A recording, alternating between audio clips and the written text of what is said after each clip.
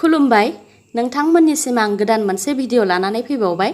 नोंथांमोनहा दासिमबो आंनि चेनेलखौ साबस्क्राइब खालामाखैबा अन्नानै साबस्क्राइब खालाम आरो बेल आइकनखौ क्लिक खालाम।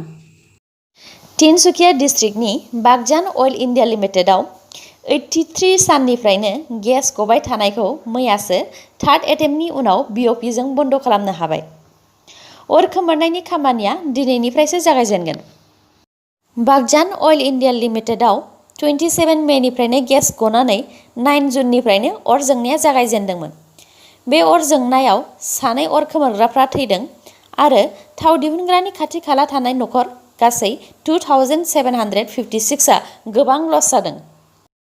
इन्डियान रेलवेसआ मणिपुराव बुहुमनि बयनिख्रुइबो गोजौसिन रेलवे फायार ब्रिज बानायनो आखायाव लादों। बे ब्रिजखौ हानिफ्राय 141 मिटार गोजौआव बानायनाय जागोन आरो बिनि गोलावआ 703 मिटार्स जागोन। जम्मु एन्ड काश्मीरनि बारामुल्लायाव मैया टेररिस्टफोरनि गावनायाव 3 मुंख्लं जादों। सासे जम्मु एन्ड काश्मीरनि पुलिस आरो सानैया CRPF इन्डियान सिकिउरिटि फर्सआ उनाव अपारेशन खालामनानै सानै टेररिस्टखौ गावथारफिननो हादों। बिसोर सानै टेररिस्टखौ लश्कर-ई-ताइबानि होननानै सासपेक्ट खालामदों। बिजनीआव हरिराम बर्मन मुंनि सासे आबादारिया मैदेरजों एटेक खालामजानानै दुखु मोनदों। बे जाथाया बिष्णुपुरनिफ्राय न'सिम फैनायाव सिखाजरायाव जादों। मालयेशियायाव गोदान रोखोमनि COVID-19 केस मोनदों, जाय दानि COVID-19 निफ्राय 10 गुना बांसिन गिख्रंथावसिन। बे भाइरासखौ मालयेशियायाव D614G नाम दोनदों। सोमोनांथाव बाथ्राया बेनो बे भाइरासखौ भारतनिफ्राय मालयेशियायाव थांफिननाय मानसिनि देहायावसो सिगांग्रो मोनदों।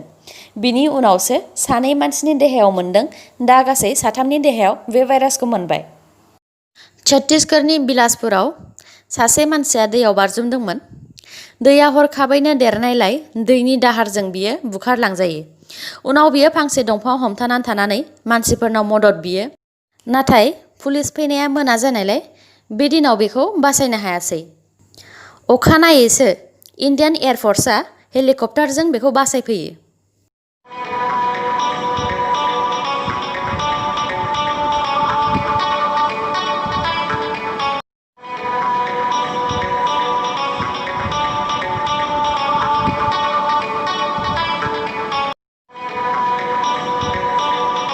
गलाघाट पुलिसआ 7 जन ड्राग्स बेफारिखौ हमनो मोनदों। करिमगन्जनि नीलम बाजारनि लामायाव साबा लुथिग्राया कबीर आहमेद मुंनि सासे मानसिखौ लामायाव दंफां होथेनानै 4,50,000 लुथिदों। पुलिसफ्रा दा लुथिग्राखौ नागिरगासिनो दं। बियो हिमाचलनि मण्डीआव लेन्डस्लाइड जानायनि मोनसे भिडिअ'। अखा हाबाय थानायजों हाजोनिफ्राय अन्थाइ गोग्लैबोनानै लामाया ब्लक जायो आरो लामानि खाथियाव दालां बानायनाय लोगोसे न'फोरा गोबां खहा जायो।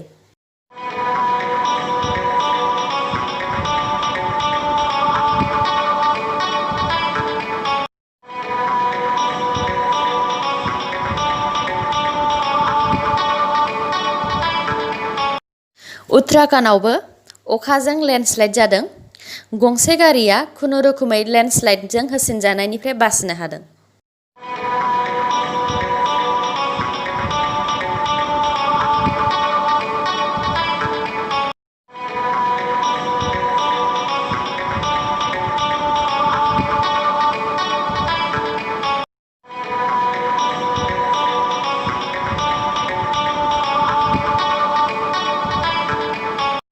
भारतआव दासिम 3 crore बारा कर'नानि टेस्ट खालामनाय जाबाय। भारतआव गासै दासिम 26 लाखनिबो बारा कर'ना केस मोनबाय। हामनायाबो 19 लाखनिबो बारा आरो थैनाया दासिम 50,000निबो बारा जाबाय। जोबनायाव दङ आसामनि कर'नानि आपडेट। नोंथांमोनहा स्क्रिनाव नायनानै लानो हागोन। दासिम आसामाव 79,667 नि देहायाव कर'ना पजिटिभ मोनबाय। 55,215 जनखौ हगारनानै होनाय जाबाय। दासिम 24,252 नि देहायाव कर'ना एक्टिभ जानानै दं। थैनाया गासै 197 जन जाबाय। मैया कर'नाजों सानसेयाव 8 जन थैदों। दिनैनि निउसआ एसेनोसै। गाबोन आरो गोदान निउसजों लोगो मोनफिनबावगोन। नोंथांमोना दासिमबो आंनि चेनेलखौ साबस्क्राइब खालामनानै लायाखैबा अन्नानै साबस्क्राइब खालामनानै लादो आरो लाइक, कमेन्ट आरो शेयार खालामनो दाबाव। गोजोन्थों।